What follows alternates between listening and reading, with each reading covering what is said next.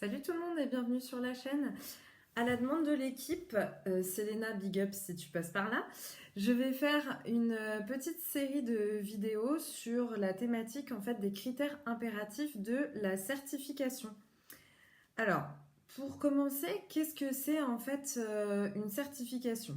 La définition de l'HAS, c'est notamment une procédure indépendante d'évaluation obligatoire du niveau de qualité et de sécurité de soins dans les établissements de santé publics et privés par des experts visiteurs. La certification, elle est ancrée dans les pratiques des soignants et centrée sur les résultats de la prise en charge pour le patient.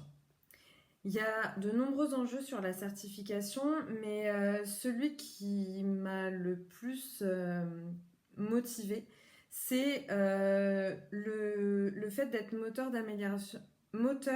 d'amélioration des pratiques, parce que ça fait mine de rien plusieurs mois, pour pas dire plusieurs années, qu'on se met en ordre de marche pour améliorer nos pratiques.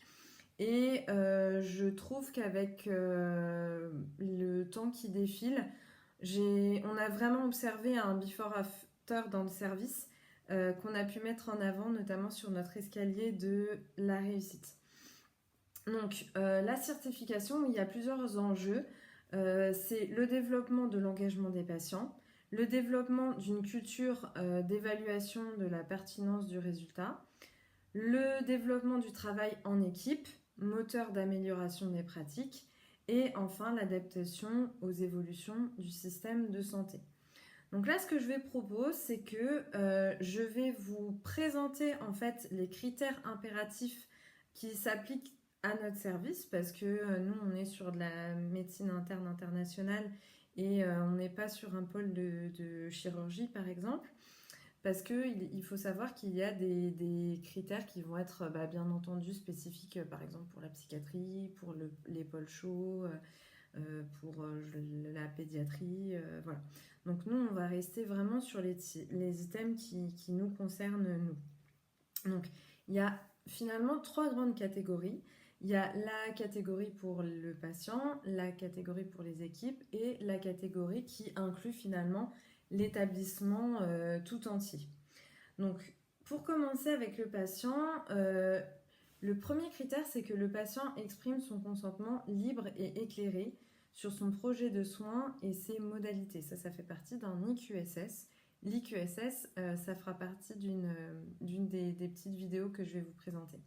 Le patient bénéficie du respect de son intimité et de sa dignité.